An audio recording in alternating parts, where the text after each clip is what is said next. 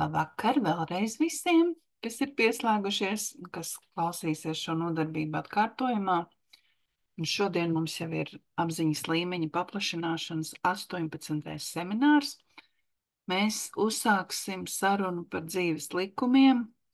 Nākamajās nodarbībās mēs apskatīsim daudz dziļāk dzīves likumus, bet šodien mēs tā virspusējāk iepazīsimies ar šo jautājumu.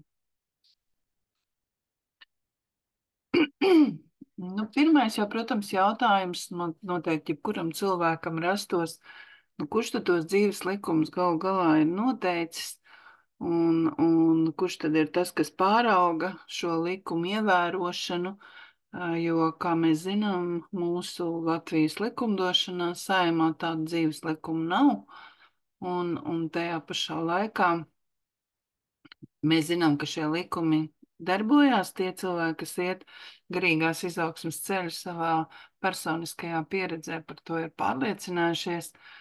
Un arī attiecībā uz dzīves likumiem darbojas tas pats princips: likuma nezināšana neatbrīvo no atbildības. Tāpēc var jau noliekt, ka tādi dzīves likumi neeksistē, bet tas neatbrīvos no atbildības. Tāpēc tomēr, manuprāt, gudrāk ir vismaz painteresēties, kas tie tādi ir, un tad padomāt, vai tam ticēt vai neticēt. Kas tad ir dzīves likums noteicis? Tie, kas tic, ka ir Dievs, tiem es teikšu, dzīves likums ir noteicis Dievs. Tie, kas netic Dievam, bet varbūt tic, ka ir kaut kas augstāks, augstāks saprāts, es teikšu, ka šis augstākais saprāts ir to noteicis. Bet nav svarīgi, kādus es nosaukumus izvēlēšos. Svarīgi ir saprast, ka tomēr kaut kas augstāks par mums ir noteicis dzīves likums. Tajā pašā laikā tas augstākais, kas ir noteicis šos dzīves likumus, viņš patiesībā mums neliek viņus ievērot. Bet mūsu izvēle ir, vai mēs ievērojam vai nē. Un tie cilvēki, kas ir saprātīgi un kas jau ir piedzīvojuši savā personiskajā pieredzē, kā šie dzīves likumi darbojas ikdienas situācijās, man liekas, tiem pat nav šaubu par to, ka šie dzīves likumi ir jāievēro. Kamēr cilvēks nezina par tādu dzīves likumu eksistenci un arī nesaprot, kā šie dzīves likumi izpaužās, kā saka, laicīgajā dzīvē, tikmēr varbūt tās arī viņam, tā kā viņš nezina, tad viņš, protams, arī ievēro vai neievēro, viņš to nezina, jā. Bet agrāk vai vēlāk cilvēks aci pret aci nonāk ar kaut kādu nepatīkamu notikumu, vai tā ir smaga slimība, vai tas ir kaut kas nepatīkams, un tad cilvēkam rodas jautājums, kāpēc? Meklējot atbildes, protams, agrāk vai vēlāk tas cilvēks sastapsies ar informāciju, ka eksistē kaut kādi dzīves likumi, kurus pārkāpjot cilvēks, piedzīvo ciešanas. Kas tad pārauga to, vai dzīves likumi tiek vai netiek ievēroti? Varētu teikt, tas ir līdzīgi kā skolā. Tad, kad skolēns mācās, kas tad pārauga, vai skolēns mācās vai nemācās, kā viņš uzvedās, tas ir skolotājs tieši klasē, kas ar šo skolēnu strādā. Tad mēs varētu teikt, ka mūsu katru uzmana hierarhijā augstāks apziņas līmenis nekā esam mēs. Ja? Un tas ir katram individuāli. Nav tā, kad visus mūs uzrauga viens un tas pats augstākais spēks. Ja? Mēs esam ļoti dažādi, līdz arī augstākie spēki ir ļoti dažādi, un arī tā mūsu sasaiste ar viņiem ir ļoti dažāda, un to nosaka hierarhija. Augstākie spēki, jā, viņi veic šo uzdevumu, kalpojot cilvēcei, viņi to dara tiešām, lai palīdzētu cilvēcei, nevis tāpēc, lai būtu kaut kādi soļi. Nē, viņi nav soļi, viņi nav tie, kas soda, jā, bet viņi redz, ko mēs izdarām pareizi, kurā brīdī mēs pieļaujam kļūdas, un viņi jau ir sasnieguši tādu apziņas līmeni, ka viņiem pat viņi redz ne tikai mūsu kļūdas, ko mēs ar savu rīcību izdarām, bet viņi redz arī mūsu domas, ja, ko mēs domājam, kas notiek mūsu prātos, ja. Protams, arī, ko mēs runājam. Diemžēl ir tā, ka, kā jau es teicu, tas, ka cilvēks nezina dzīves likumus, tas neatbrīvo cilvēku no soda, ja viņš šos dzīves likumus ir pārkāpis. Un arī tie cilvēki, kuri, nu, vispār nekad neko nav par to dzirdējuši, arī saņem sodu. Vienīgais, ko es varu teikt, ka soda smaguma pakāpe ir atkarīga no tā, vai cilvēks ir zinājis par dzīves likumiem vai nav. Ja cilvēks pilnīgi neko nav zinājis, smaguma pakāpe būs maigāka. Jo tomēr, nu, kā saka, muļķis ir muļķis, nu, sots ir jāsaņem, bet tomēr tas nav tik ļoti bargs. Bet visbargākais sots ir tiem, kas tomēr zina dzīves likumus un apzināti tos pārkāpj. Nu, protams, rodas jautājums, bet kas tad soda? Un te ir tā visinteresantākā atbilde, ka nesoda jau mūs tie augstākie spēki un arī ne tas augstākais saprāts. Patiesībā cilvēks soda pats sevi, jo tajā brīdī, kad cilvēks izdara nu, kaut ko pārkāpj, izdara kļūdu, pārkāpj kādu no šiem dievišķajiem likumiem, tajā brīdī viņš rada negatīvo enerģiju. Un šī negatīvā enerģija, saskaņā ar karmas likumu, par kuru mēs arī runāsim šodien drusciņi un citās nodarbībās, saskaņā ar karmas likumu šī negatīvā enerģija atgriežas pie cilvēka atpakaļ. Un tad rodas jautājums, nu jā, nu, kurš radīja negatīvo enerģiju? Cilvēks pats radīja negatīvo enerģiju. Nu, par ko tad brīnīties, kāpēc mēs domājam, ka kāds cits mūs ir sodījis, ja šī negatīvā enerģija vienkārši pie mums atgriežas atpakaļ. Un tātad jāatcerās ir tas, ka šī negatīvā enerģija tiek radīta katru reizi, kad mēs izdarām kādu nepareizu izvēli. Bet, ja tiek uzdots jautājums, kas tad ir pareiza izvēle un kas tad ir nepareiza izvēle, tad pareiza izvēle ir tad, kad mēs ievērojam dievišķo likumu, jau dievišķos likumus, ko es saucu par dzīves likumiem, un nepareiza izvēle ir tad, kad mēs pārkāpjam šos dzīves likumus. Nu, vispirms mums, protams, jāsaprot, kāds ir šis dievišķais likums, kas ir tā kā pāri visiem šiem dzīves likumiem. Un viņš skan sekojoši: mums ir jāatsakās no vēlēšanās izpaust sevi, savu ego savā dzīvē. Mums ir jāizdara viss, kas no mums ir atkarīgs, lai dotu iespēju Dievam izpaust sevi caur mums. Citiem vārdiem sakot, mums jākļūst ir par radītājiem, ar mūsu rokām, ar mūsu kājām, jārada Dievs caur mums, rada, nu, kaut ko jaunu. Un tas attiecās uz visiem cilvēkiem, ne tikai uz tiem, kas iet šo garīgās izaugsmas ceļu. Un īstenībā tā no savas pieredzes runājot, es nemaz tik pārāk sen, nu, tas nav pārāk sen, kad es sāku apzināties, ka patiešām Dievs caur mani rada. Un ka man ir dota iespēja ļaut Dievam izpausties caur mani, ka es esmu tikai tāda tā kā skrūvīte, caur kuru Dievs var izpausties. Un tas ir ārkārtīgi interesanti, jo tas radīšanas process pirmkārt ir ļoti interesants. Arī tad, kad tu radi kaut ko un tev nesanāk, arī tad, kad tas rezultāts ir neveiksmīgs, arī tajā gadījumā tas ir ļoti interesanti, jo to prieku sagādā tieši pats radīšanas process.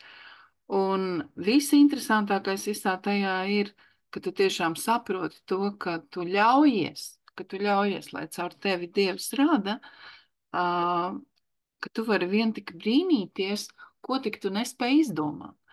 Un tad brīdī jau, pat cik tā kā es jau saprotu, ka ne jau es strādu, jā, ka es vienkārši esmu sapratusi un ļāvusi, lai Dievs caur mani rada, tad es saprotu, ka tās brīnišķās idejas, kuras man izdodas īstenot, nu, ka patiesībā jau tās nav manas idejas. Bet vienalga ir priecīgi vēselē, kad nu, ka man ir iespēja kaut vai piedalīties tajā visā procesā un radīt. Ja? Tā kā tas ir tas lielais dievišķais likums, kas ir pāri visam.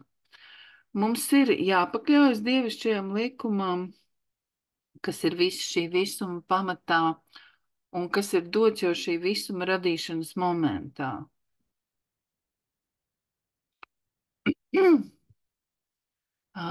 Šis likums nosaka to, ka ir, nu, es nevaru pateikt jums skaita ziņā, cik ir pasaules, bet arī šīs pasaules ir hierarhijā, ir augstākas pasaules, ir zemākas pasaules, un planēta Zeme ir viena no pasaulēm, kas hierarhijā īstenībā tiek uzskatīts, ka ir nu, pie zemākajām pasaulēm. Nu, viņa nav pati zemākā zem planētas Zeme, ir vēl zemākas hierarhijā pasaules, bet nu, planēta Zeme netiek uzskatīta par augstāko. Sigūna, lūdzu, izslēdz mikrofonu. Tūlīt, tūlīt, tūlīt.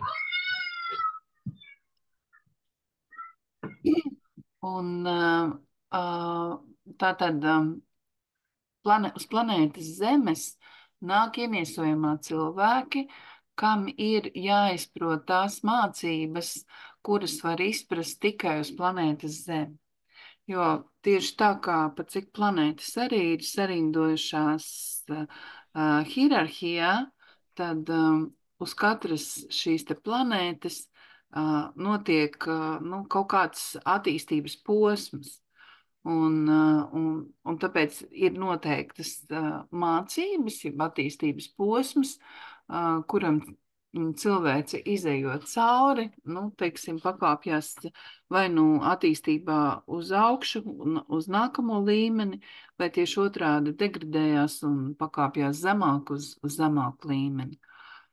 Ja mēs ievērojam valsts likumus, tas ir ļoti labi, jo mums ir jāievēro valsts likumi, bet vienalga mums ir jāpakļaujas dievišķajam likumam savā dzīvē, jo šis dievišķais likums ir pāri valsts likumam. Ja valsts likumus kontrolē tiesību sargājušās institūcijas, tad, kā jau es teicu, šo dievišķā likuma ievērošanu sargā augstākie spēki. Ja tiesību sargājušās institūcijas nespēja pilnīgi visus pārbaudīt un noķert visus pārkāpējus, tad augstākie spēki gan to spēja noķert pilnīgi visus pārkāpējus. Tā ir tā atšķirība. Un tieši tā iemesla dēļ, ka tu nevari nekādīgi izsprukt no tā, ka tu kaut ko izdari nepareizi un ka kāds nepamanīs, ja, tad šo te dzīves likumu zināšanu un ievērošanu patiešām ir ļoti svarīga. Mums patiešām ir jāpakļaujas šim augstākajam likumam, jo, un tajā pašā laikā, kas ir interesanti, ka, ja mēs pakļaujamies šim augstākajam likumam, mēs arī iegūstam neierobežotu brīvību darboties šī likuma robežās. Jā, mēs zinām spēles noteikumus, jā, tas robežas mēs zinām, bet tajā pašā laikā to robežu lielums ir pietiekams priekš mūsu izaugsmē, tas, kas mums ir nepieciešams, un tas mums dod ļoti lielu labumu.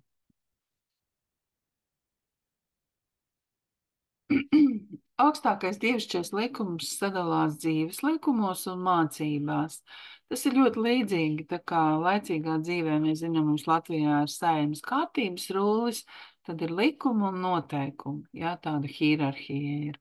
Tieši tāpat tas ir arī saistībā smalkā plānā arī ir šī te hierarhija. Augstākā dievišķā likuma avots ir Dievs. Un visi šie te lielie skolotāji, kurus var saukt par avatāriem, praviešiem, sūtņiem, viņi ir šo dzīves likumu nesēji laicīgajā dzīvē. Viņu tas galvenais uzdevums ir atgādināt cilvēcei seno mācību, jo tā mācība jau ir miljoniem gadu, varbūt pat ilgāk sena, un tāpēc visu laiku pa laikam nāk iemiesojumā cilvēki, kuri ir ļoti augsts apziņas līmeni, cilvēki, kurus mēs saucam par avatāriem, praviešiem, sūtņiem vai kā citādi, vai par lieliem skolotājiem, vai par valdoņiem, nu, ir dažādi šie te nosaukumi. Un viņu tas galvenais uzdevums ir ik pa laikam atgādināt cilvēcei, ka eksistē šī senā mācība, ka eksistē šie dzīves likumi, ka neviens viņus nav atcēlis, laiki mainās, varas mainās, kārtības mainās, viss mainās, bet šie likumi, dzīves likumi nemainās. Tas būtiskākais saprast, ka viņi jau ir tik ļoti, ļoti seni tie likumi. Nu, kurā brīdī cilvēks īstenībā sāk meklēt informāciju par dzīves likumiem? Teiksim, ja es atceros sevi, ka mans garīgās izaugsmes ceļš sākās 2000. gadā, un tas tiešām sākās brīdī, kad es piedzīvoju ļoti lielas ciešanas. Ja tur man bija veselības problēmas, un bērnam bija veselības problēmas. Un tikai tad, kad es biju piedzīvojuši, nu, kā lai saka, iedzīta stūrī, tā man tajā brīdī likās patiesībā, jo nekad nevienu stūrī neiedzenu, tad tikai tad es sāku, nu, kā saka, paskatīties pa labi, pa kreisi, kas te īstenībā notiek un kāpēc īstenībā tas viss notiek ar mani. Ļoti skumji ir tas, ka šie dzīves likumi netiek mācīti skolā, un līdz ar to bērni izaug neuzzinot par šiem dzīves likumiem, izņemot, ja viņu vecāki viņus mājās ir par tiem izglītojuši. Bet patiesībā ir tā, ka, ja bērni zinātu jau, nu, es teiktu pat jau no pirmskolas vecuma, ja bērni zinātu par, nu, vismaz galvenos šos dzīves likumus, viņiem nebūtu jāzina visi, bet tie galvenie, tad cilvēks būtu pavisam savādāk. Un noteikti nebūtu visi tie kari, kas šobrīd ir, nebūtu nabadzība, nebūtu arī cilvēki ļoti bagāti, tas arī nebūtu, ja, jo tas būtu tā nolīdzsvarojies, ka cilvēkiem būtu tik, cik nepieciešams. Bet tā kā šobrīd nav šis līdzsvars, ka ir daži cilvēki, kas ir ļoti bagāti, bet ir ļoti daudz cilvēku, kas ir ļoti nabadzīgi. Nu, un šie ļoti bagātie dzīvo uz šo ļoti nabadzīgo cilvēku rēķina. Bet, nu, lai būtu kā būdams, tas galvenais ir saprast, ka tikai tad, kad cilvēks sastopas ar ciešanām, tikai tad viņš sāk meklēt atbildes. Tā tas bija manā gadījumā, un tāds noteikti ir daudzos citos gadījumos. Un cilvēkam tajā brīdī, protams, ir tā sajūta, ka dzīve ir pret viņu netaisnīga. Jo viņš piedzīvo ciešanas, un viņam liekas, ka tās ciešanas ir netaisnīgas. Bet viens no dzīves likumiem ir taisnīguma likums, kas nosaka, ka dzīve pret visiem ir absolūti taisnīga. Absolūti taisnīga. Un ka, ja mums dzīvē kaut kādā brīdī neiet labi, tas nenozīmē, ka tas ir attiecībā pret mums netaisnīgi. Tas tikai nozīmē to, ka, lai mēs augtu garā, mums ir jāsastopas ar kaut kādām grūtībām, un mums šīs grūtības ir jāpārvar. Kādi tad ir svarīgākie dzīves likumi? Un es teiktu, 2 likumi ir paši svarīgākie, un tas ir pirmais ir atzimšanas, jeb par reinkarnācijas likumu to sauc, un otrais ir karmas likums. Pilnīgi pietiktu ar šiem 2 likumiem, ja cilvēki zinātu tikai šos 2 likumus. Pilnīgi pietiktu, cilvēce būtu pavisam savādāka, labāka. Tad nebūtu vardarbības, nebūtu degradācijas, jo visi cilvēki uzņemtos ļoti lielu atbildību par savām izvēlēm. Un tas savukārt veicinātu cilvēkus mācīties, attīstīties. Un tur, kur ir attīstība, tur ir arī labklājība. Mēs, protams, runāsim turpmākajās nodarbībās par visiem dzīves likumiem, bet, teiksim, ja es runāju par šiem 2 un par pārējiem, ar kuriem arī es gribu, nu, pavisam īsi, varbūt tās es aiziešu atpakaļ tomēr pie šiem pirmajiem 2 svarīgākajiem likumiem, jā, tātad, kas ir atzimšanas reinkarnācijas likums. Atzimšanas reinkarnācijas likums nosaka to, ka cilvēks ir mūžīgs, ka viņš nevar nomirt, ka nāve neeksistē.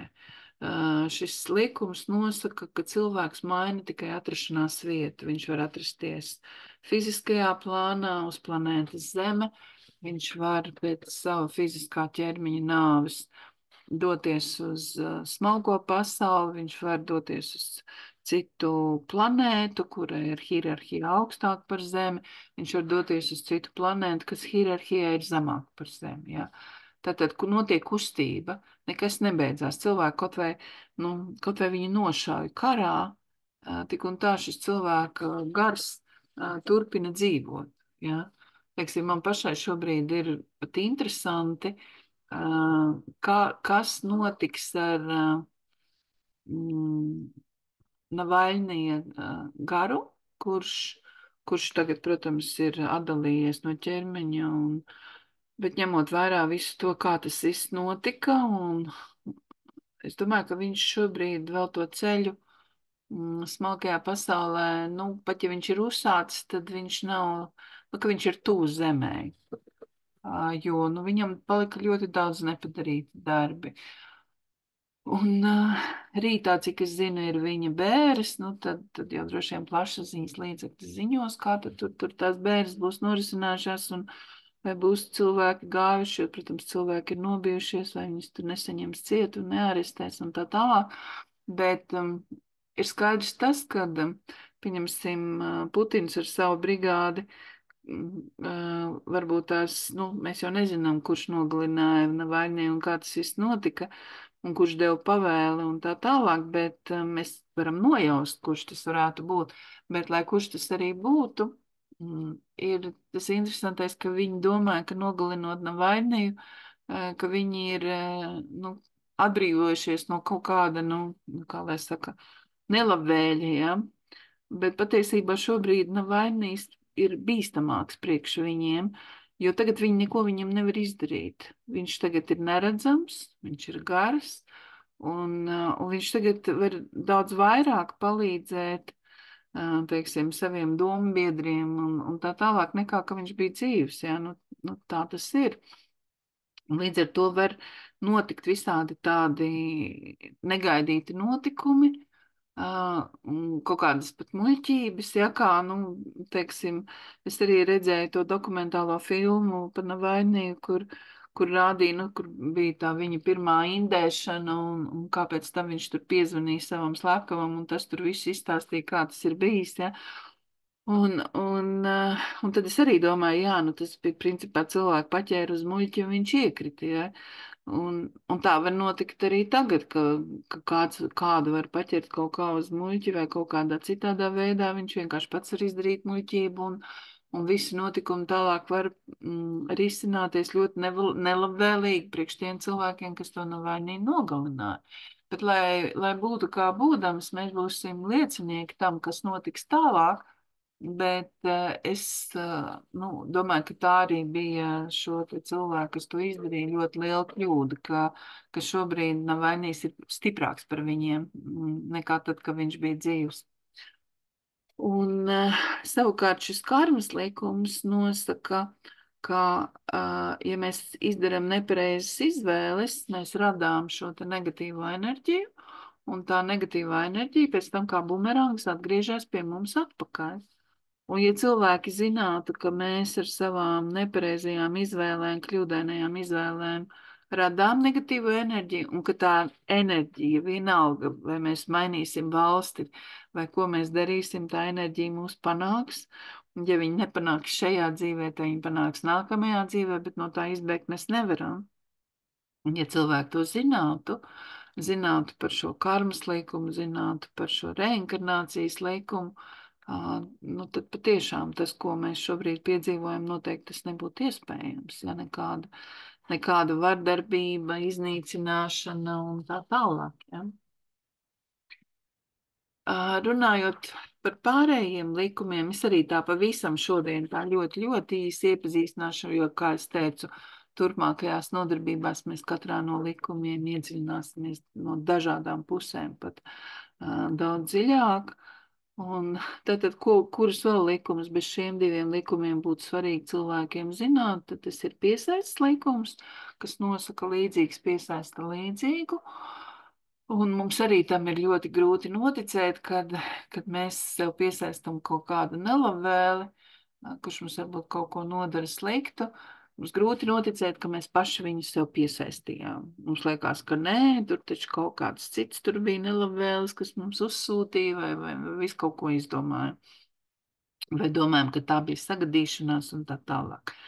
Nē, mūsos ir magnēts, un tādas vibrācijas, kādas ir mūsu aurā, tad ar tām vibrācijām mēs sev piesaistām citus cilvēkus, kam ir līdzīgas vibrācijas. Un tad sākās mūsu spēle, kā mēs viens otram spoguļojam sevi, lai viens no otra kaut ko mācītos. Un tie, kas nemācās, tie piedzīvo ciešanas.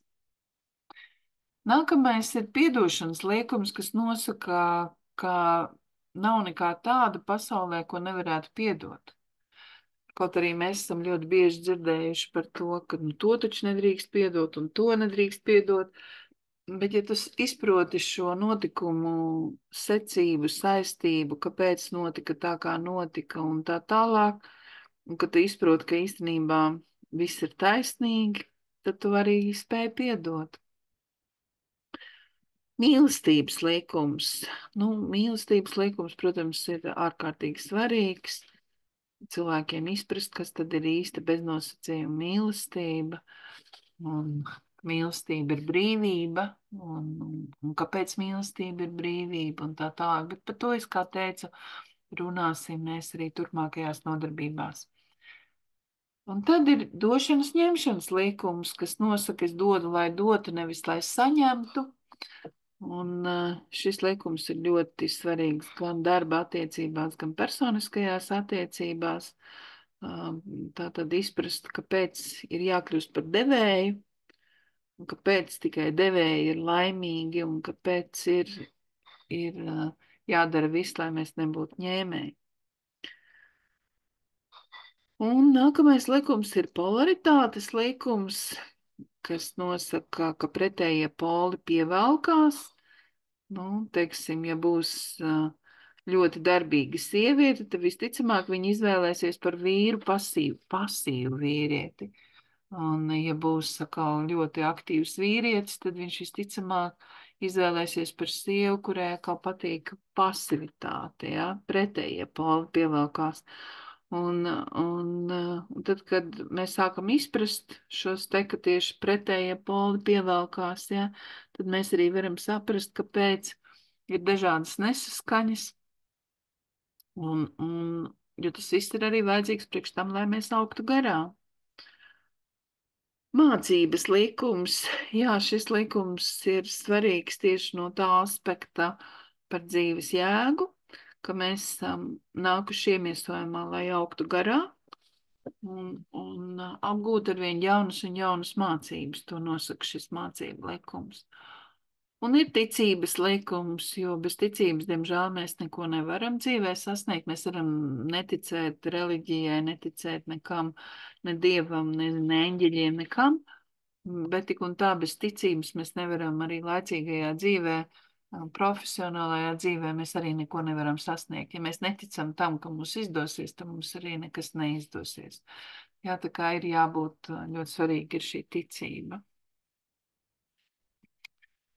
Kāda tad ir tā savstarpējā saistība, korelācija starp dzīves likumiem un laicīgajiem likumiem, kurus ir pieņēmusi Saeima?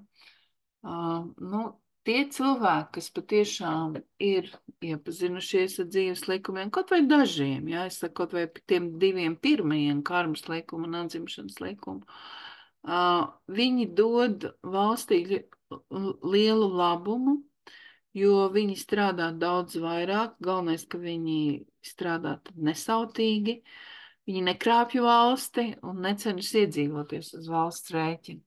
Un it kā ļoti vienkārši ir nodibinātas tik daudz tiesību sargājušās iestādes. Valsts ieņēmuma dienests ir izaudzis pa milzonīgu iestādi. Tur ir tik daudz šo te darbinieku. Viņi visi cīnās, lai valstī būtu vairāk ienākumu. Bet, diemžēl, nesaprot, tas, protams, ir politiskais līmenis, tas nav valsts ieņēmuma dienesta līmenis, jā, bet politiķi nesaprot to, ka īstenībā šos ieņēmumus varētu noteikti trīskāršot un pieckāršot, ja tikai sabiedrību izglītot par dzīves likumiem. Ja sabiedrība zinātu, ka šāda dzīves likuma eksistē, viņi sāk domāt, ko viņi dara.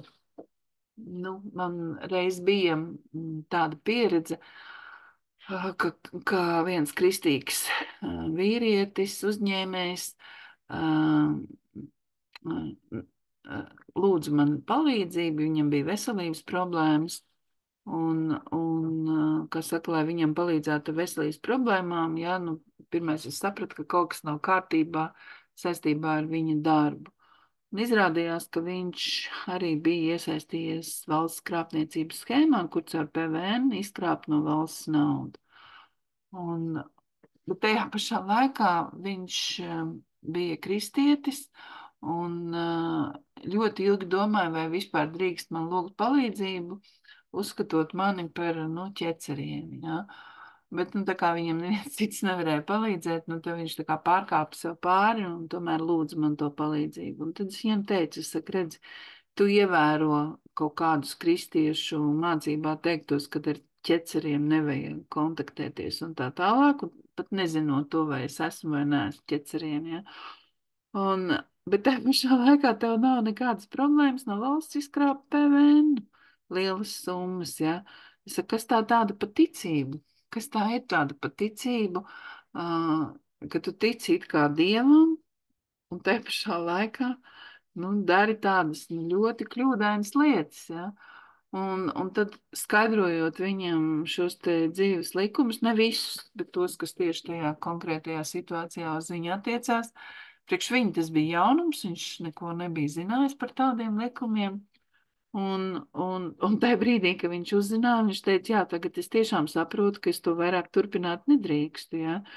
Un tas bija tāds ļoti labs rezultāts, kur es tiešām redzi, izskaidroja cilvēkam dzīves likumu, viņš pārstāja krāpt valsti. Un cik ļoti svarīgi ir, lai par šiem dzīves likumiem īstenībā uzzinātu pēc iespējas vairāk cilvēku, tas valstī dos labumu.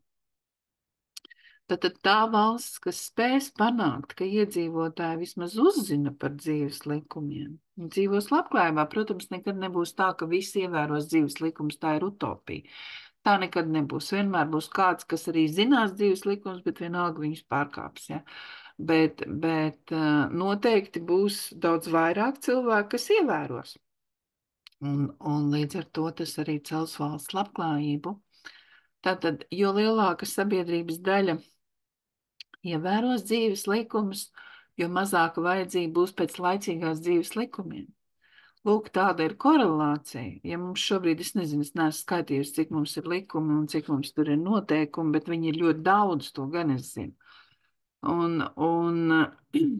Bet, ja cilvēks ievēro dzīves likumus, viņam tad līdz ar to laicīgie dzīves likumi, kļūst, viņš tāpat viņus ievēro. Piemēram, es atceros, kad es vadīju nodarbības izglītības iestādēm, tieši vadītājiem, un es uzdevu vadītājiem jautājumu. Es teicu, sakiet man,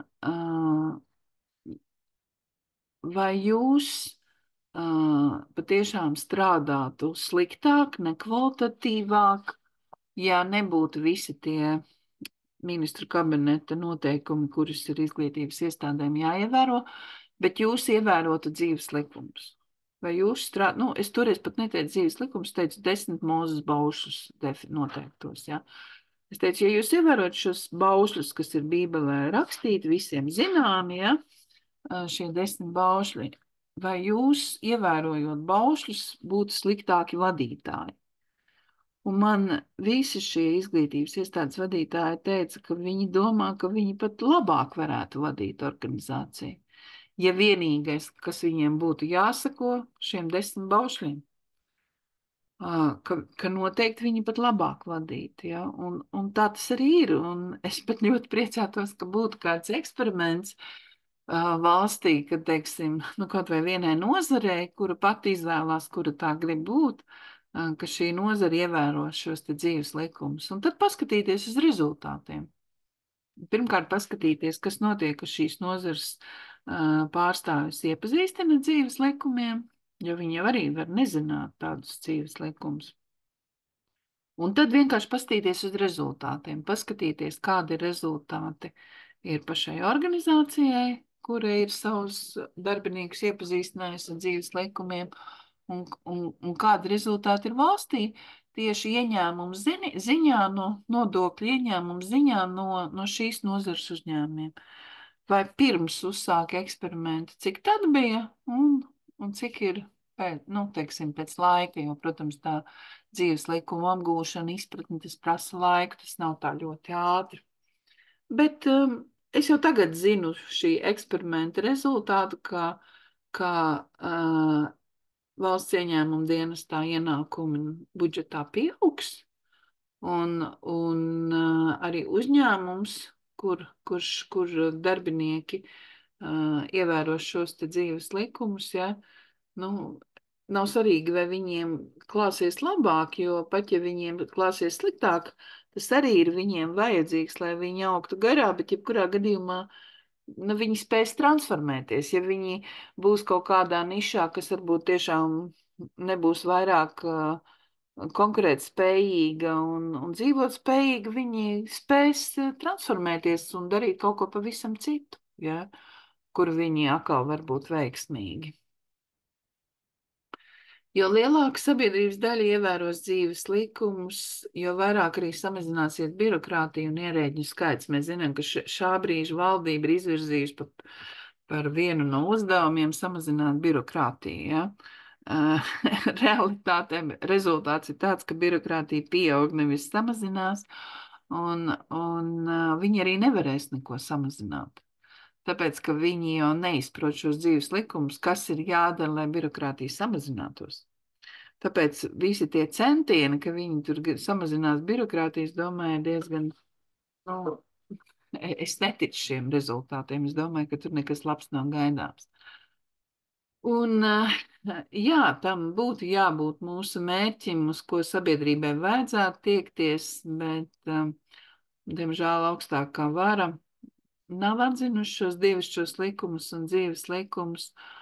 Varbūt kāds klusībā ir, es nevaru teikt, ka neviens no viņiem, kā saka, nestudē šos dzīves likumus. Es domāju, ka klusībā varbūt arī studē, bet, nu, skaļi viņi to nekad neatklās, ka viņi to dara, ja? Bet, jebkurā gadījumā, visi tie centieni, ko viņi tur mēģina darīt, nu, viņi būs ar mazu efektivitātes rādītāju, jo netiek darīts pats galvenais, kas ir jādara, ja, ka netiek sabiedrība izglītot par to, ka vispār tāda likumi eksistē, un ka neatkarīgi no tā būs kaut kāds rezultāts. Jo vairāk sabiedrībā būs cilvēki, kas sāks ievērot dzīves likumus ikdienas situācijās, jo ātrāk sabiedrībā arī notiks pozitīvas pārmaiņas. Kāpēc svarīgi apgūt un ikdienā ievērot dzīves likumus? Visām valstīm Dievs ir devis iespēju izvēlēties, ievērot vai neievērot dzīves likumus. Nevienai valstī Dievs nespiež ievērot dzīves likumus. Un līdz ar to arī visām valstīm būs jāpiedzīvo izdarītās izvēles sekas. Un tās valstis, ņemot vērā, nu, tur uz iedzīvotāju skaitu, teiksim, cik ir iedzīvotāji, kas neievēro un cik ir iedzīvotāji, kas ievēro, un tieši to procentuālo attiecību, no tā ir atkarīgs arī valsts turpmākais liktenis. Un tas, ka valsts varbūt šajā brīdī ir varena, spēcīga visos rādītājos, tas nenozīmē, ka tas tā būs ilgstoši, un līdz ar to var arī piedzīvot šī te valsts, kā saka, ciešanas. Tāpēc arī ir ļoti svarīgi katrs indivīds, valstī dzīvojušais indivīds, jo katra indivīda attieksme pret dzīves likumu ievērošanu un izplatīšanu sabiedrībā noteiks to, kā valstī klāsies. Tātad no mums, ja, kas mēs tagad šajā seminārā esam, un no tiem, kas arī klausīsies šo semināru, ir jāsaprot tas, ka no mums katra ir vislielākā mērā atkarīgs tas, kā mūsu mīļajai Latvijai klāsies nākotnē. Un tas, ka mums šajā brīdī varbūt neiet īpaši labi, ja, ka tur salīdzinot tur ar tādu valstu un ar tādu valstu, mums tur nav īpaši iepriecinoši rezultāti, bet tas nenozīmē, ka tas viss nevar mainīties, tas viss var mainīties pavisam citā virzienā, pozitīvā virzienā, ja būs pietiekama kritiskā masa, kas sāks par šiem dzīves likumiem kaut vai tikai interesēties, kas tie tādi ir, kā viņi izpaužās, vai tiešām izpaužās, kas pārbaudīs, vai tiešām tā ir, vai ne? Tas būs ļoti daudz, jā. Es jau, protams, esmu no dabas optimiste, un kaut es arī šobrīd neredzu tādus ļoti iepriecinošus rezultātus, bet tik un tā es tā kā saprotu to, ka varbūt tomēr kaut kādā brīdī kaut kas var pēkšņi pamainīties un pamainīties patiešām pozitīvā virzienā. Tas nozīmē to, ka mums katram ir jāsāk ar sevi. Mēs nevaram tur gaidīt, kad mūsu valdība un parlaments un prezidents un tā tālāk ievēros dzīves likumus. Mums pašiem katram ir jāievēro šie dzīves likumi. Un tad tas arī, kā saka, enerģētiski plūdīs uz mūsu tuvākajiem, ka arī mūsu tuvākie cilvēki, kas varbūt vispār neko nezin par šiem dzīves likumiem, bet arī viņi sāks mainīties, un tāpat tās kolēģi un visi tie cilvēki, ar kuriem jūs būsiet miedarbībā, ja viņi vienkārši skatoties uz jums, kā jūs mainaties pozitīvā virzienā, viņi arī sakos jūsu piemēram. Un tā valsts, kas valstiskā līmenī strādās pie dzīves likuma izskaidrošanas iedzīvotājiem, sasniegs ļoti ātrus un pozitīvas pārmaiņas visās jomās. Un patiesībā jau ir tā, ka vai tad tas nav tas, ko mēs visi vēlamies, ja? Vienalga, kādā vārdā mēs to nosaucam, mēs taču visi vēlamies lai mūsu valstī klātos ar vien labāk un labāk un labāk. Mēs taču visi vēlamies, lai mūsu bērni, mazbērni dzīvotu Latvijā, labākā Latvijā, varbūt tās nekā viņi ir šodien. Tas būtu no teorijas viss, ko es šodien gribēju pastāstīt. Tagad mēs varam padiskutēt no tiem, kas ir pieslēgušies nodarbībai. Es lūkšu Baibu ieslēgt mikrofonu. Un varbūt Baibai ir kas. Jā, man ir. Nav jau tā, ka es to nebūtu dzirdējusi un nemēģinātu ievērot. Ir, bet tomēr jautājumi man radās.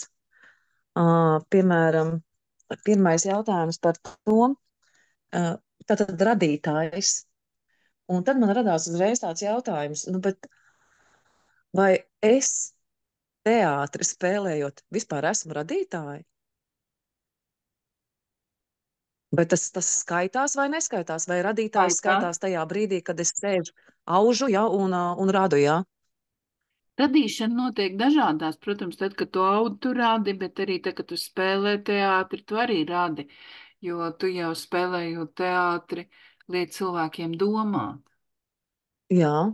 Un tajā brīdī tas ir tavs radošais uzdevums, cilvēki, lai domā. Tad es varu turpināt spēlēt teātri. Protams. Jo man visu, jā. Jebkāda aktivitāte, kas dod sabiedrībai labumu, kas sabiedrība paliek labāk, un teātris īstenībā ir viena no aktivitātēm, kas ļoti labi var pievērst uzmanību gan tam aplamībām, kas notiek sabiedrībā, un teātris parasti arī to izmanto, ka tā kā parāda, kādas aplamības mums notiek, ja, gan likt sabiedrībai aizdomāties, ja, tā kā teātris noteikti ir viena no, nu tā ir kultūra, un kultūra vienmēr ir bijusi, nu, pati svarīgākā īstenībā. Nu, ja jau šādā ķēdītē aizgāja, tad viss kārtībā, pareizi, tas taču ir kultūra. Es vienkārši iedomājos, nu, kas mēs pašdarbības teātris, te mēs te ņemamies savā nodabā un te braukājam pa savu miestu, pie pa Bauskas novadu, un tad, bet jā, ja tā iedziļinās, tad laikam jau tā ir. Es atceros, ka man bija viena loma, un komisija viņa bija skatījusies 5 teātros. Nav nemaz tik viegli tajiem pašdarbniekiem tās lūgas atrast. Un tad man bija jāattēlo sieviete, kura nāk no gleznas ārā un it kā māca, jeb dod padomu, jeb liek ieskatīties pašā cilvēkā, ka viņš ir pats atbildīgs par savu dzīvi, katrs viņa lēmums. Un tad, kad komisija noskatījās, ka teātrim ik pa brīžam jāiet un jāatrādās, ir, ka viņš eksistē, un tad tā komisija teica tikai vienu, ka es esot, pat autori nesot varējis atrast pareizo to sievietes tēlu, bet es esot atradusi pareizo to sievietes tēlu, jo es pie viņas ļoti daudz domāju, un tad es domāju, nu tad tomēr tā ir radīšana. Protams, Ja, tā ir radīšana. Jā. Tā ir. Jo es ļoti daudz laiku veltīju šai sievietei, ja, kas man bija jātēlo. Nu jā, skaidrs. Nu labi, tad par radīšanu, tad es varu turpināt radīt teātrī. Un tad nākošais tas ir no tiem visiem likumiem. Man vismīļākais ir piedošanas likums. Es nezinu, es pilnīgi viņu izbaudu to likumu, kā viņš... Kā katra lieta, kas mani nokaitina, jeb uzvelk, un tad es paskatos un atrodu ierosinātāju, un tad ar tādu vieglumu tā caur piedošanu izējot visam. Tā ir tāda nospriegota atspere, kur palaiž vaļā, lai viņi tur atlaidās vaļā. Nav izgājis. Tas ir mans mīļākais likums, jā, piedošanas likums. Nu jā, tas bija tā kā viss, ko es pašlaik šajā brīdī varēju pateikt. Paldies, Baiba. Ilze, lūdzu, ieslēdz mikrofonu. Jā, labvakar visiem. Nu, Ilze, ko tu gribi jautāt vai komentēt? Es klausījos un es par to mācību, nu, par šiem te dzīves likumiem, es nezinu, kāpēc man ieskrēja galvā doma par apgaismības laikmetu. Es ar galvu vienkārši izgāju. Vai tiešām, es nezinu, cilvēci jau sena, nav tie likumi pietuvojušies vairāk sabiedrības virspusē?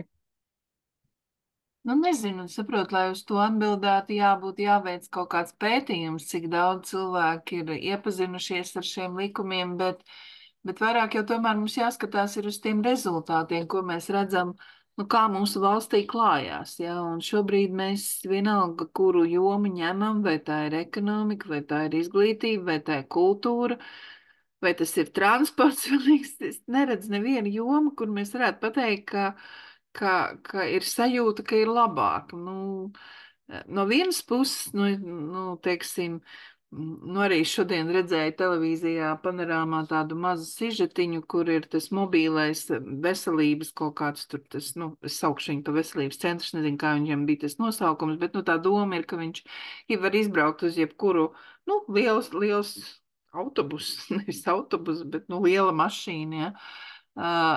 Izbrauc uz jebkuru vietu, vienalga, kaut uz jebkuru ciematu, kur ir iedzīvotāji, kuri nesaņem tur šo te mediķu tādu tiešām profesionāļu, tur acu ārsts vai tur bērnu ārsts vai tur neirologs vai kas tur, ja, palīdzību, un uz vietas visi iedzīvotāji, kas ir atnāk un saņem palīdzību un tā tālāk. Un tad es tā pie sevis nodomāju, ka super, nu, ka ļoti labi, ka ir tas izdomāts un ka tas tiek darīts, nu, kad ļoti labi, nu, tad no tāda viedokļa es varētu teikt, ka, nu, nevar jau teikt tā, ka mums nekas nav labi, nu, ir arī labas lietas, ja, tā kā grūti šobrīd ir, nu, tā kā novērtēt, jā, vai tas attīstības priekš cilvēka, lai cilvēki kļūtu labāki, vai tas ir vairāk vai mazāk vai līdzsvarā, jā. To būtu tad jānosaka pētījumam. Vai šobrīd varētu saukt, kad ir apgaismības laikmets? Nu, nē, šobrīd mēs esam tajā, nu, iet uz beigām tas Kalija Jūgas laikmets, kas ir tumsas laikmets, jā, un, protams, pēc viņa nāk apgaismība, jā. Jā, nē, es par to, ka vēsturē taču jau bija, vai tas bija tikai nosaukums, kas Nē, tur gadsimts. visu laiku jau ir cikliski. Jā, Cilvēki jau iet attīstībā uz augšu, un tad atkal iet uz leju. Nu, mēs šobrīd esam nākuši iemiesojumā, ka cilvēks savā attīstībā iet uz leju, jeb varbūt tā. Es domāju, ka vēl zemākais punkts nav sasniegts, jā.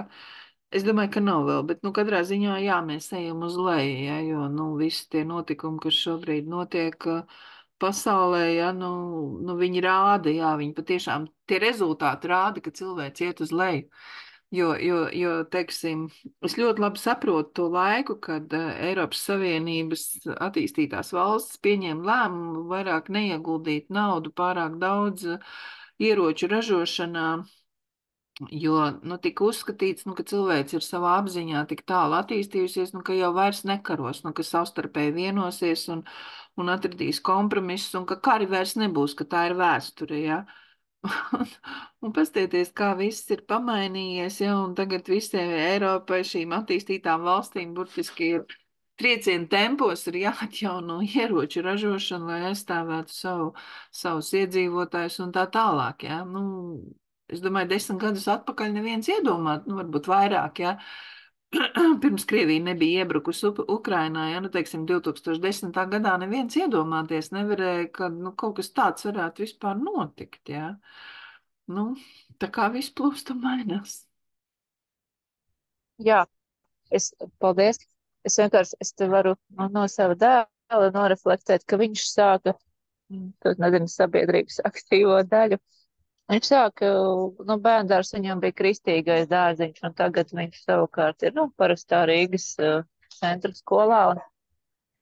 Un šeit tad mēs parunājām, un viņam ir, nu, tik siltas atmiņas par to atmosfēru dārziņā, un es esmu viņam vairāk ar prasīt, bet kas ir tas, kas tev tik ļoti patika, un ka tev ir tik, nu, tā viņš vienmēr atcerās un smaida un kaut kādas notikumus atstās. Un tad viņš man saka, tā labsirdība un sirsnība. Viņš to tā arī nosauc, ka tas viņam ir vairāk iespiedies atmiņā. No skolā viņš neko tādu nepiedzīvo. Skolā ir viss tā otra puse, jā. Bet es nezinu, sanāk tā, vai nu kā es tā, tad lieku to bērnu tādā dārziņā, kur ir kaut kādi reliģiskie, nu, vai nu ir parasta skola, kur par vērtību, nu, sanāk, ka par vērtībām maz runā vai nerunā maz.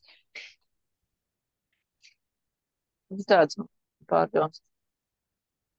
Nu, cilvēkiem katrā ziņā būs jāizdara izvēles. Teiksim, mēs nodibinot sirdsapziņas skolu, arī gaidījām, ka būs lielāka atsaucība no vecākiem, kas gribēs saviem bērniem šīs te vērtības attīstīt un tā tālāk. Nē, nu mēs neesam lieli, bet nu tā jau it kā mēs esam pilni un aizņemti, bet nu, jā, nu nav tā, kad nav tā sajūta, ka būtu ļoti daudzi, kas ļoti domātu par to, cik svarīgi ir šī garīguma attīstība jau bērniem. Un tā, bet nu ir tā kā ir. Jā, nu, tas paldies man visu šovakar. Labi, paldies. Singūna, lūdzu, ieslēdz mikrofonu. Jā, labvakar. Es tā sēdēju un domāju, kas man būtu sakāms, un tad es atcerējos savu ceļu, ka es jau, nu, tā kā, nu, ne no bērnības, no jaunības visu laiku meklēju, kaut ko meklēju, un tad mēģināju saistībā ar reliģiju, nu, kā tas ceļš, kā tur bija apkārt, tad vienā vietā, otrā, un nekur neko nevarēja atrast.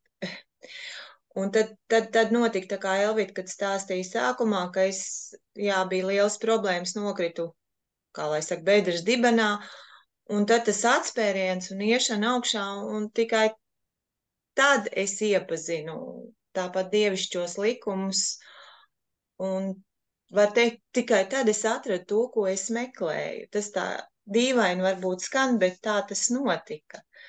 Un tas man liekas tā, varbūt mazliet absurdi, kad tu meklē, bet kāpēc tad, Elvita, tā notiek, ja cilvēks meklē, tad tas ir, nu, teiksim, tad es kaut kur nepareizi skatījos vai domāju. Un tikai tad, kad biju lejā tur, un tad man deva šo iespēju ieraudzīt. Iespēja ieraudzīt tev deva visu laiku. Jā. Mums visiem dod iespēju ieraudzīt katru dienu, visu laiku.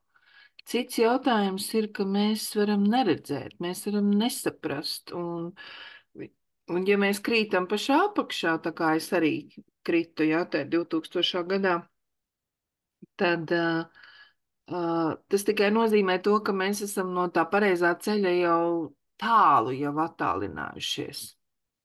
Un tad tas kritiens apakšā ir, nu, tā kā pēdējais. Nu, tad, ja tu tagad rāpsies ārā, nu, tad mēs tev vēl glābsim, ja nē, nu, tad viss norakstīts, jā.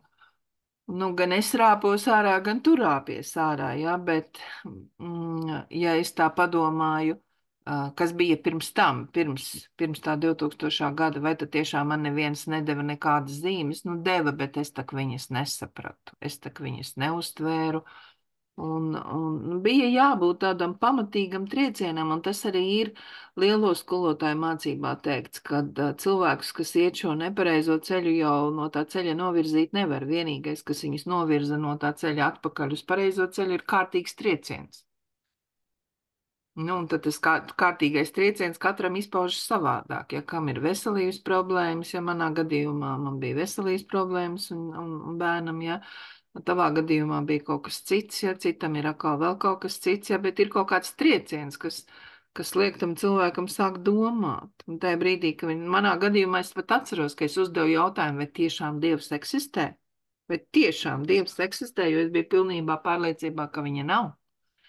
Nu, jo es viņu arī neizpratu, kas tas tāds ir un tā tālāk, jā. Un tā kā es teiktu, ka Sigunda mums visiem visu laiku dod tās iespējas, bet acīm redzot mūsu apziņa nebija gatava to pieņemt, saprast. Nu jā, tad es saprotu tā, ka viņu vajadzēja tā kārtīgi sapurināt, lai tur kaut kas, un lai tā saprašana nāk. Bet tad jau var teikt arī tā par valstīm. Diemžēl, jo, pieņemsim, ja mēs pastamies uz to pašu Ukrainu, mēs zinām to, jo pat Ukraiņi neslēp to, ka pirms kara tur bija milzīga korupcija, un ka arī šobrīd, kad ir karš, ka tā korupcija turpinās, nu, kad es nezinu, vai, nu, es ceru, ka viņi ir mazāka nekā viņi bija pirms kara, bet ka viņi principā ar to korupciju netiek galā. Nu, ka tā ir viņu milzīga problēma, ja? Bet kas ir mainījies kopš šī kara, kas ir liela nelaime Ukrainai? Mainījies ir tas, ka viņi ir sākuši ar to cīnīties. Pirms kara viņi taču to uztvēra, nu, tā kā apmēram, nu, tā kā konfets, nu, ir konfets un viss, nu.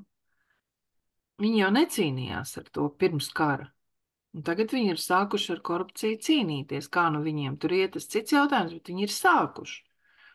Un tas jau ir progress. Nu tā, atbildēs Ingūna. Jā, ļoti skaidri. Paldies. Un tad es vienkārši vēl aizdomājos par tām mazajām skolām, Elvita, kuras var ciet. Kāpēc? Nesapratu jautājumu. Par mazajām skolām, kuras var ciet, jo man liekas, jo mazāka skola, jo tur tā atmosfēra ir pilnīgi cita nekā lielajās skolās, un tur savādāki bērni izaug. Nu, tas ir, valsts jau visu laiku ministri skaidroja, viņi saka, ka tur tie izglītības rezultāti ir ļoti atšķirīgi un tā tālāk un tā tālāk, bet tur, nu, kā saka, tā ir tēma, par kuru jau tagad daudz ir diskutēts. Tur jau ne jau visi bērni mācīsies augstskolā, un ne visi bērni grib būt kaut kādi tur beigie speciālisti, ja, un tie, kuri negrib, ja, viņi īstenībā tagad paliks ārpusē, jo viņi uz tām skolām, kuras tur tagad, nu, taisīs tās labās, viņi neies, viņiem tur nav ko darīt, viņus tur vienkārši izstums ārā no tās skolas. Un valsts nav šobrīd sagatavojusies tam, kur tie bērni paliks. Un tie būs tie, kas nestrādās, nemācīsies, nu tad vai nu viņi aizbrauks uz ārzemēm, vai nu, nezinu, grūti pateikt, bet patiesībā jā, šobrīd, manuprāt, ierēģi nesaprot to reālo situāciju, ja, kad ne visi bērni grib to augstāko izglītību, jo tie, kas grib, tie jau paši jau tur aiziet uz ģimnāziju un tā tālāk, ja. Bet līdz šim tās lauku skolas paņēma pretī šos bērnus arī, nu, kuri neko negribēja, bet, nu, tad vismaz tomēr izaudzināja viņus par cilvēkiem un kaut kādu profesiju viņi pēc tam apguva tajā un tā tālāk, ja, bet pašlaik, nu, es paredzu, ka būs liela daļa, kas nebūs nekur, ne viņi būs izglītības iestādē, ne viņi strādās, jo viņi būs pa jaunu, lai strādātu. Tur vecākiem jau būs baigi smagi, ka tiem vecākiem, kuriem tie bērni būs ļoti smagi. Nu, kā viņiem palīdzēt un ko darīt, ja? Nu, jau šobrīd jau es sastopos ar vecākiem, kas lūdz palīdzību, ka bērns neko negrib ne mācīties, ne ir depresijā un negrib ne strādāt, neko negrib un ko, nu, vecāks jau rūpēsies par to savu bērnu. Nu, vienalga, kāds viņš ir, nu, vecāks rūpēsies, nu, ja viņš viņu mīl, viņš rūpēsies par viņu, bet viņš ir izmisumā. Jā, tā kā, nu, es viennozīmīgi uzskatu, ka šī visa skolu reforma bija jādara pavisam savādāk kopā ar reģionālo attīstību, bet es uzsveru vārdu reģionālo attīstību, nevis reģionālo degradāciju, jo šobrīd nekas cits nenotiek kā reģionālā degradācija. Es neredzu reģionālo attīstību. Mums ir vesela ministrija, saucās Reģionālās attīstības ministrija. Ja? Neredzu, ko šī ministrija darītu, lai reģiona attīstītos. Es neredzu. Tad varam pārsaukt šo ministriju, reģionālās degradācijas ministriju. Nu, tālūk. Skumji, bet, nu, jāiziet mums ir līdz kaut kādam atkal zemākajam punktam, ka varbūt tās atkal sāks tos izmirušos laukus mēģinās ar visādām metodēm atdzīvināt. Es tā paredzu, ka tā arī būs. Vispirms ļaus, lai tur viss nomirst, un pēc tam atkal mēģinās atdzīvināt. Es šajā brīdī atcerējos savu vīru vārdus, ko viņš saka par sievietēm. Viņš saka tā, sievietes vispirms rada problēmas pašas, un pēc tam varonīgi tās pārvar. Un man jāsaka, tagad tas ir tas, ko es šobrīd redzu. Mēs paši, nu, visa tā politika valsts rada paši sev problēmas, un pēc tam mēs varonīgi viņas pārvarēsim. Tālāk. Jā, paldies. Man tiešām arī norezonēja tas, ka teici, ka būs lejā un tad domās, kā tikt augšā. Nu, jā, skumji tas ir par tām skolām. Es to kaut kā. Nē, nu tas, ka tur pārmaiņām jābūt bija un bija jādomā par izglītības kvalitātes celšanu, par to vispār nav runa. Bet tam projektam būtu bijis jāsaucās, kā attīstīt kvalitāti kaut vai reģionu skolās, nevis kā likvidēt reģionu skolas. Nu tā. Bet viena pati izglītība, tas nav vienas izglītības jautājums, tur jāiet kompleksā. Izglītība, veselība, ekonomika, reģionāla attīstība, ja? Viņiem ir kompleksā jāiet. Būs tad varbūt kā, nu, tas modelis, kā kādreiz padomu laikos bija, kad kāds pabeidz augstskolu, tad viņam jābrauc uz noteiktu vietu strādāt. Tā daktariem, pedagogiem. Nav jau, bet saproti, šobrīd taču ir izdarīts viss. lai tie dakteri kaut vai, kuri pabeidz, nu, viņiem jau nav, kur uz reģioniem braukt, tur taču nav vairs nekā. Ir palikušas cik tās reģionālās slimnīcas lielajās pilsētās, un viss nav jau tiem dakteriem vairs. Ja, nu, neņemsim dakterus, nu, paņemsim kaut kādus, nu, kaut vai nu, kaut kādus, es nezinu, nu, kādu grāmatvedi, ja?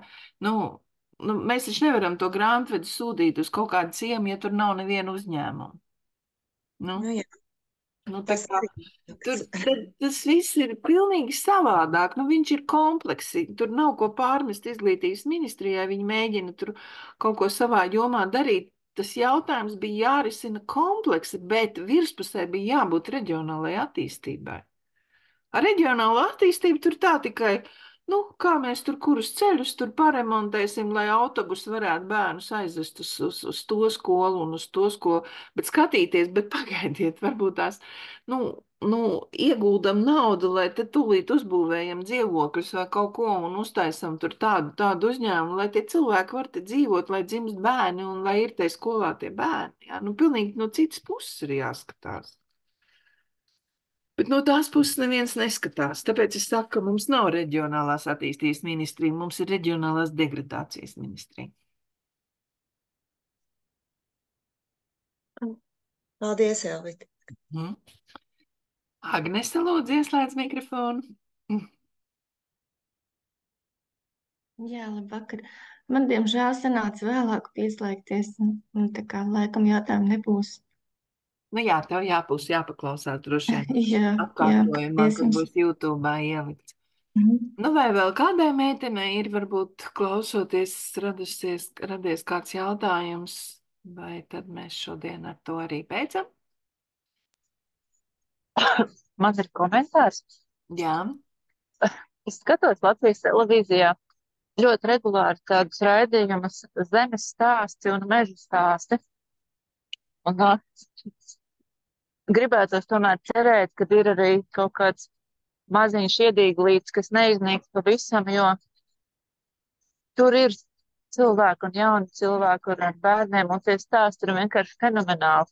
Kā viņi izdauzījušies pa pasauli, tomēr atgriežās vai nu dzimtas mājā, vai tādi paši kaut kādi, nezinu, dūlu rīdzinieki, kas kaut ko sākuši Rīgas Čakiela dzīvoklītī, un pēc 5, 7 vai 10 gadiem viņi tomēr kaut ko dara uzņēmēju darbībā, tur ļoti dažādi. Bet man ļoti, jā, es nedomāju, ka tas ir kaut kā mākslīgi, tie raidījumi tiek veidoti, jo tie stāsti tādi diezgan patiesi ir, un,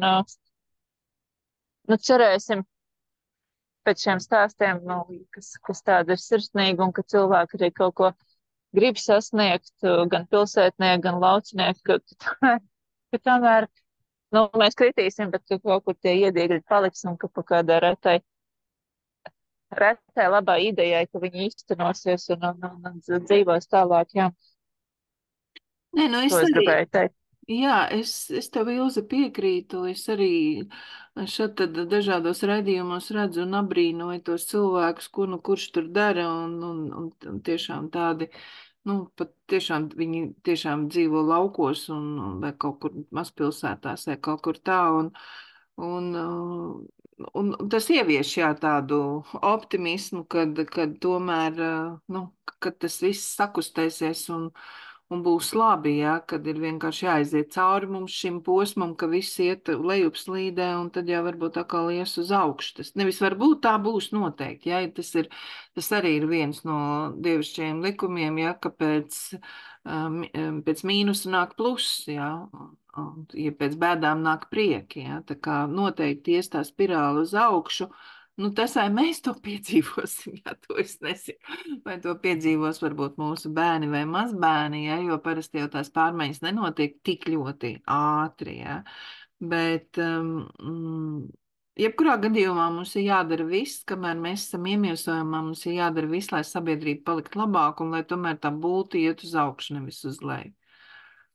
Tas būtu tas svarīgākais. Labi, meitenes, paldies, ka piedalījāties un uz tikšanos nākamajās nodarbībās, kur, kā es teicu, šos dzīves likumus skaidrošu katru likumu padziļināti un no dažādiem skatu punktiem un iesim šajā garīgajā izaugsmē kopā uz priekšu. Lai jauks vakars un tiksimies apmēram pēc mēneša. Atā!